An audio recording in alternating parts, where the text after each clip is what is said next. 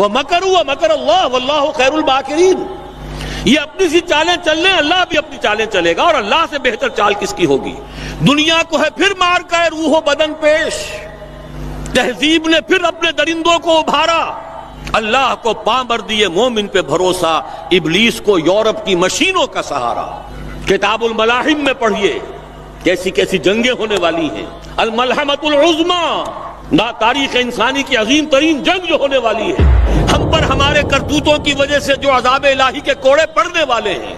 पूरा आलम अरब यहूदियों के सामने सरनगू हो चुका है, न्यू वर्ल्ड ऑर्डर की जेब में जा चुका है। और अभी क्या होगा जब मस्जिद अक्सा शहीद की जाएगी, जब थर्ड टेंपल की तामीर होगी।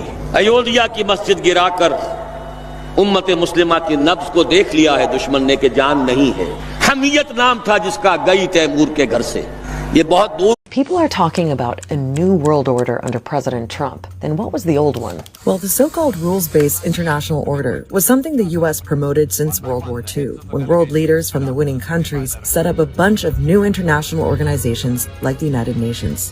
A worldwide rule of reason. The idea was to encourage cooperation in areas like diplomacy and trade to avoid another world war. It was this sense that there is a common framework of law, principles, norms, and rules in which countries should engage one another.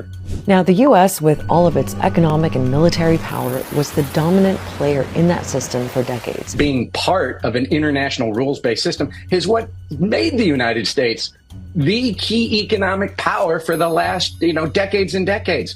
But it's also been accused of hypocrisy for not always sticking to the rules and values it said it stood for. Rules-based order, liberal order, they're very Washington-centric ways of saying, the world that the U.S. has built. So few people expected the U.S. itself to essentially rip up the rulebook in the way that Trump has. It's things like his approach to the war in Ukraine. Your country's in big trouble. Wait a minute. No. You've done a lot of talking. Or making U.S. support for NATO conditional on the other members paying more. He said, if you're not going to pay, we're not going to defend. And creating chaos in international trade with his tariffs.